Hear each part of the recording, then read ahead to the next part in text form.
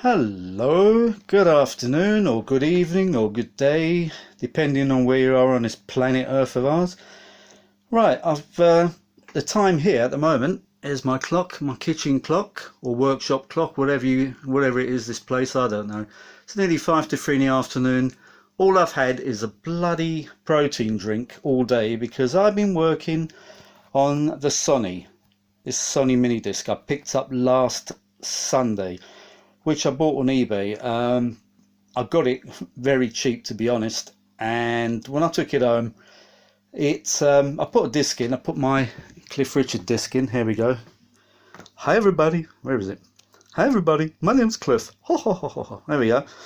There we go. There it is. Cliff Richard 40 golden greats, and it was stuck in the machine. Every time I pressed eject, it kept hitting this bar. Now this is how the machine should be at rest. Alright, there's the mechanism, and that's how it should be. Now that plastic cover covers the laser and the magnetic right head. Now when I opened it the first time, that cover was open, and every time I tried to eject the disc, that black cover kept hitting, I don't know if you can see it, these two metal strips there. See those two metal strips? One there, and it kept hitting it, and I thought, that's funny. So it was bouncing on there and reloading again. So the disc was actually, the mechanism rather, was actually reading the disc again. So every time I ejected it, it kept going forward, and it kept going bonk, knocking on that, and then going back in again. Now I've looked inside the mechanism, took everything apart, took all the screws out, all the data cables, which you've got to be really careful with. And the thing is, I can smell smoke from this. So obviously it came from a heavy smoker's house, because my dad was a heavy smoker and he died of lung cancer, and I can smell that same type of smell, and it's all like little brown colouring on it. I don't know if you can see that sort of brown tinge, and on the cables as well, like that brown tinge. That's all nicotine. And you know what, I'm not going to touch it or clean it because it's working. You know how the saying goes, if it's not broke, exactly.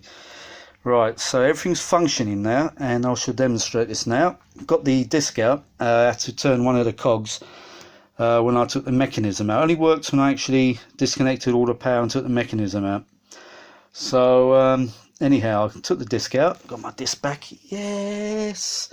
And that's just a blank dud one. Well, I've got we call it a portable mini disc player, and it came up with an error. So it's either, it's a cheap disc that's mega data, God knows who made that. So now what I've done, I've bought a whole load of TDK, brand new ones, which is a better bet really than buying second hand ones, if you see what I mean.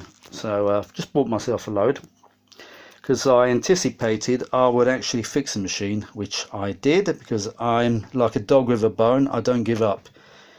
I don't like to be beat. A bit like JR used to be in Dallas. I always get what everything I want I get, if you see what I mean. Anything JR used to want, he used to get, and I'm a bit like that. A little bit poorer than JR Ewing, but there we go. Focus. Oh, smell this damn fucking phone. Focus, you mother. Oh, it's not focusing. Why ain't it focusing? Come on. Thank you. Right, now let me demonstrate. I shall put in the blank disc. Here we go. And it will, in it goes. There we go. Is it the right way? Yeah, I don't want to fuck it up. Put the disc in the wrong way. Can you imagine after repairing it and then I cock it up? There we go. There we are. TOC reading. That means table of contents. Blank disc. See, the Sony is a little bit better than my portable machine. It recognises this disc, which I thought was quite bad. And here we go. Here's the what's that? What do they say in those films? Here's the money shot. There we go. There's the money shot. There we go. This is how it should work. Right. There's a mechanism there. Right. See, now it's open.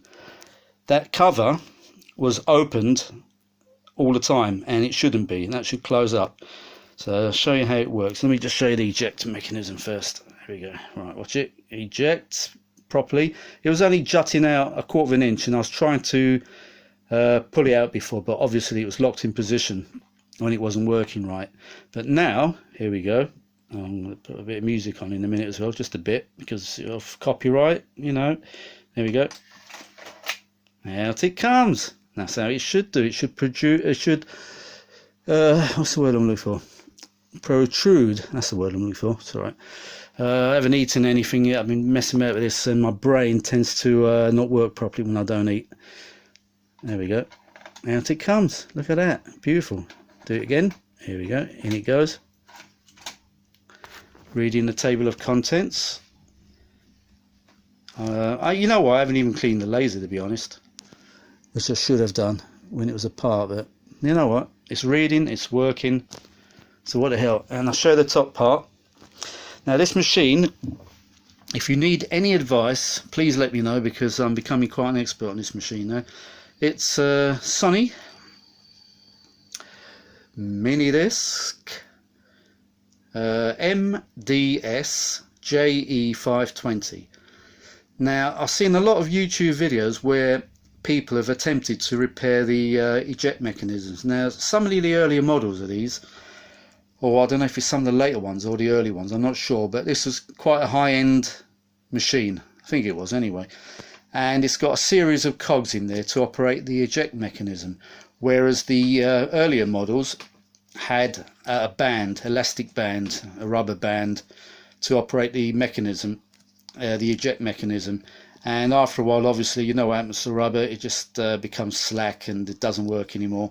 And the videos I've seen, because I wanted to know what was wrong with this, I've been looking at a lot of videos, and they've been the earlier ones. I've looked at a repair somebody made of a, I don't know if it was a 520 or, no, sorry, 510.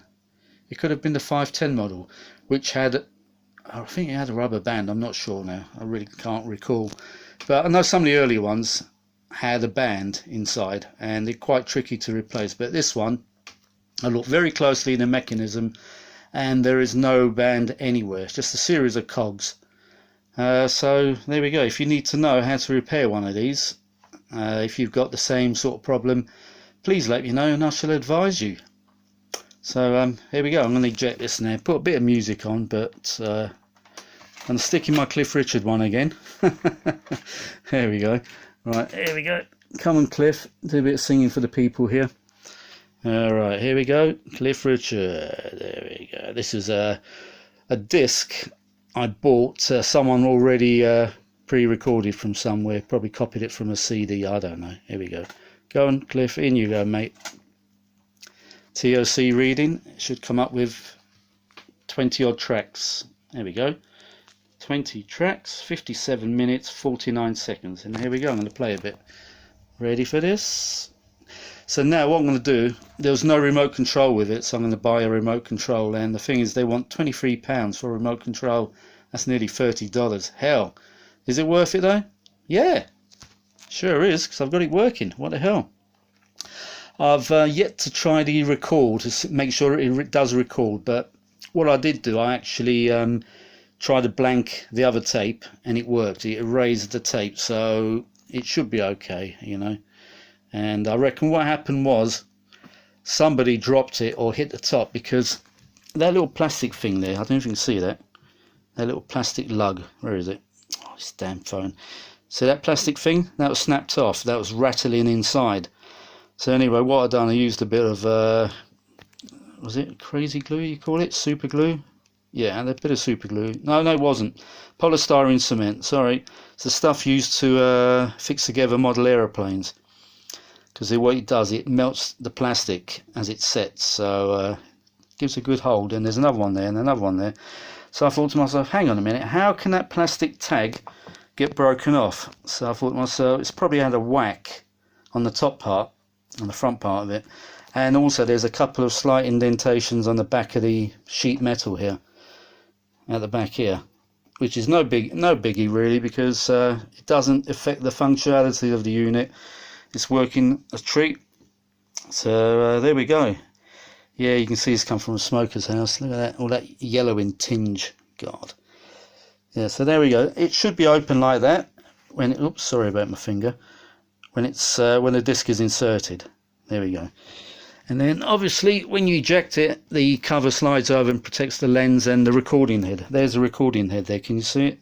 There's the laser. Well, you can't see the lasers under the disc. That long thing sticking out there. Hang on. That thing there. That's the recording head. Because this device is called a magneto-optical device. So in other words, what happens is the laser heats up the disc to its Curie point. So what it does, it melts the layer slightly. Then the magnetic recording head touches the disc and writes it, a bit like writes the data like a tape recorder, if you see what I mean. And after that, when you play back mini discs, the laser actually reads the disc like a traditional CD player. That's how they work. So it's quite new to me because I didn't know anything about mini disc players until a few weeks ago. But I've been doing my research as I normally do when I'm attempting to fix anything. Always do your research. A bit like when you're at college or school, you know, you got to do your revision. Otherwise you're not going to pass your exams, are you? There we go. So here we go. Bit of Cliff. I'm not going to play much because of the copyright damn warnings, but you know what? This sounds fantastic, this unit. Whoop, press play a little bit harder, Harvey. I'm trying to be too delicate with the damn thing there. There we go. Track 1. Wow, you should hear it here. There we go, reading. All day, I'm walking in a dream. I think about you constantly. I love this song. Look at that. Just like an ever-flowing stream, your memory haunts me constantly. Sounds fantastic. Shadows fall and I try to... Right, I better stop it there. And that's with that little amp I bought in Japan. I did a review on this. Sorry, Japan. From China. I wished it was from Japan. This Minidisc unit is actually made in Japan, which is one of the good ones. Just unfortunate somebody dropped it and damaged it, but it's all fine now, fixed. So that's that little cheap amp I bought on eBay.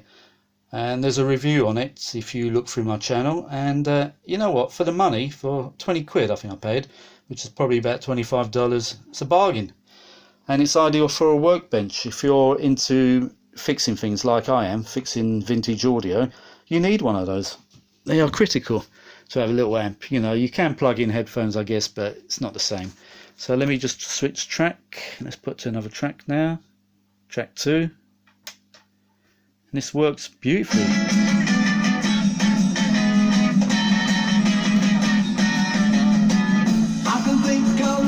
Sounds marvellous.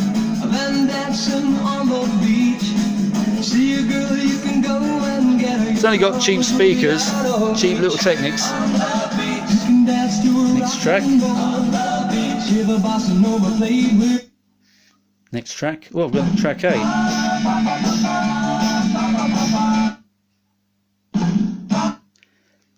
Oh, it's gone to track 9. I've gone too far. Twat. Track 10. Where's the other tracks gone? Hang on, what have I done? Track 8, 7, 6. I turned the knob too fast. That's why I need the remote for this. Track 4.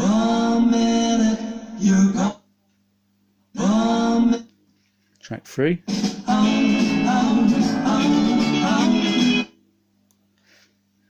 Works lovely.